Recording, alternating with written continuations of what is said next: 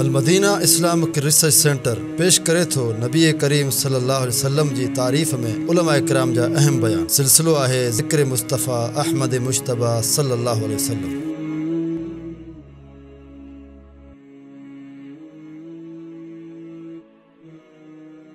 अस्सलामु अलैकुम वरहमतुल्लाहि वबरकातुहू। नाज़रीन, असांजो मौज़ू आहे नबी करीम सल्लल्लाहु अलैहि वसल्लम जी विरासत। हिन में असां ॿिनि ॻाल्हियुनि जो जवाबु ॾींदासीं इंशाअल्लाह अल्लाह जी तौफ़ीक़ सां।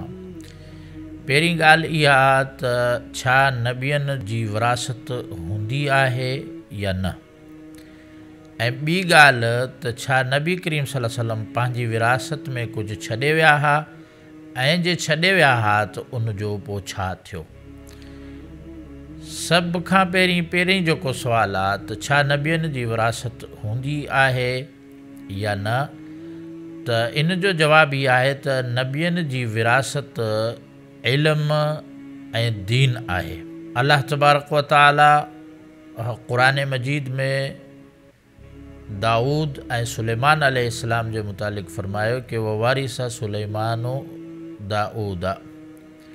त सुलेमान अलैहिस्सलाम दाऊद अलैहिस्सलाम खां विरासत पाई, ऐं ज़करिया अलैहिस्सलाम जॾहिं पंहिंजे लाइ पुट जी दुआ कई त उनमें अल्लाह ताला खां इहो घुरियो त अल्लाह मूंखे नेक औलाद ॾे, यरिसुनी व यरिसु मिन आली याक़ूब, जेका मुंहिंजी वारिस थिए ऐं आले याक़ूब जी वारिस थिए।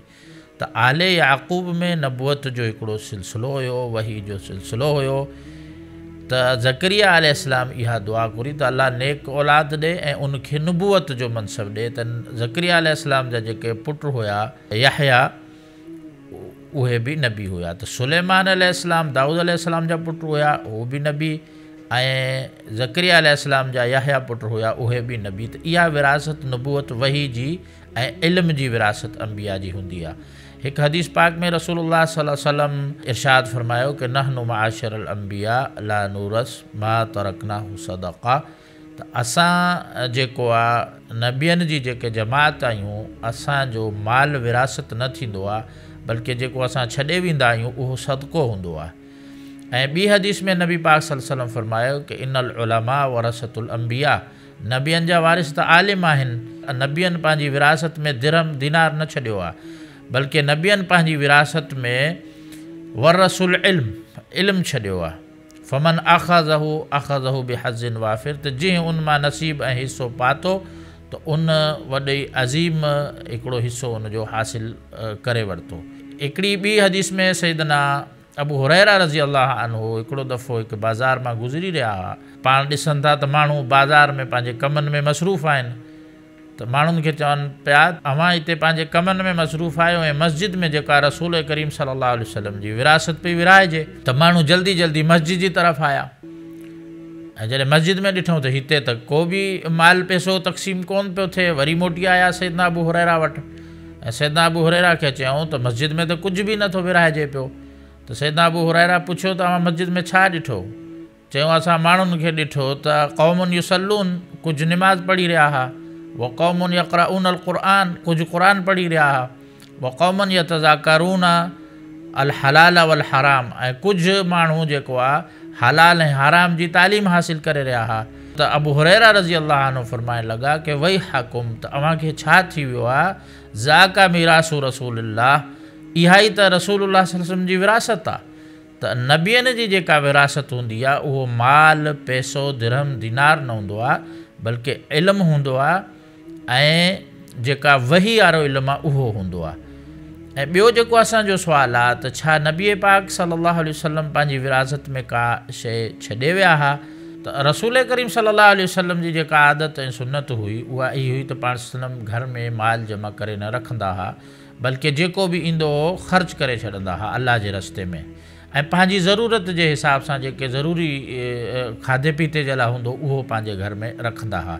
इन जे लाइ सैयदा आयशा रज़ी अल्लाह अन्हा फरमाइनि थियूं कि जॾहिं रसूलुल्लाह सल्लल्लाहु अलैहि वसल्लम जी वफ़ात थी त मुंहिंजे घर में जेको आहे हिकिड़ो थां हुयो, उहो अधु उन में ख़ाली जेको आहे जव जो जेको कुझु अटो ऐं कुझु खाधो रखियलु हुयो।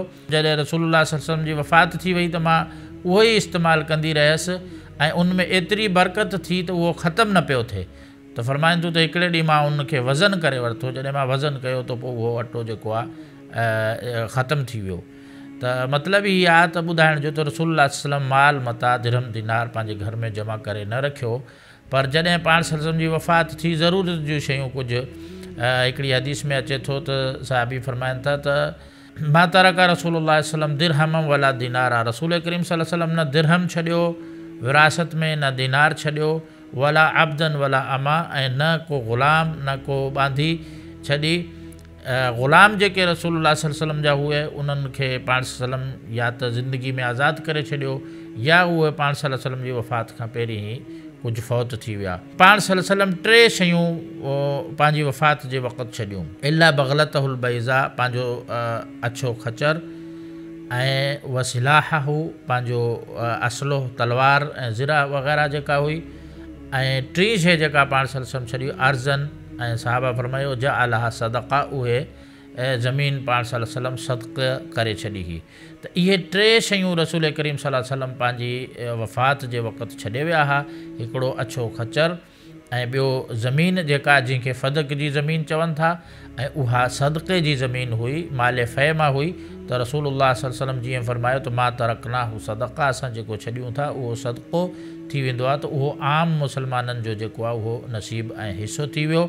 त इतां ॿुधाइण जो मक़सदु आहे त रसूल करीम सल्लल्लाहु अलैहि वसल्लम इन 3 शयुनि खां इज़ाफ़ी का शइ विरासत में न छॾी हुई, ऐं नबियनि जी जेको बि छॾंदो आहे जो माल मता थोरो घणो हूंदो आहे उहो जेको आहे आम माण्हुनि जे लाइ सदक़ो हूंदो आहे। त जेका फ़दक वारी ज़मीन हुई उहा जेको आहे बैतुल माल में जेका जमा थी, आम मुसलमाननि उन्हनि खां फ़ाइदो वरितो।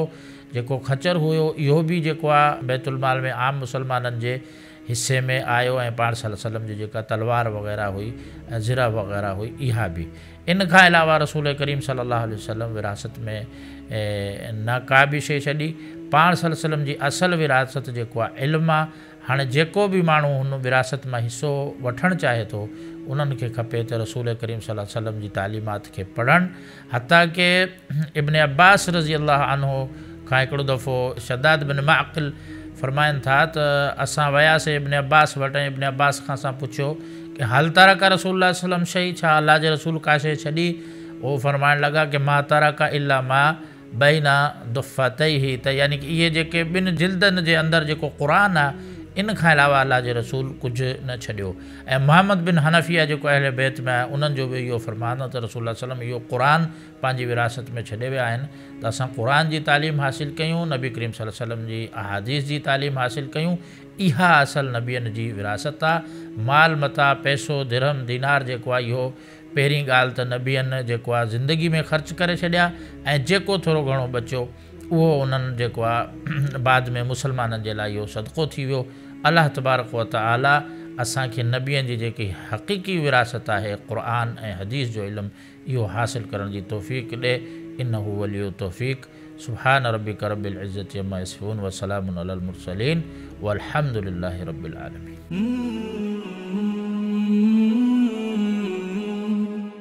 सब्सक्राइब करियो ऐं बेल आइकन ते क्लिक करियो त जीअं असांजी हर नई वीडियो जो नोटिफिकेशन मिले।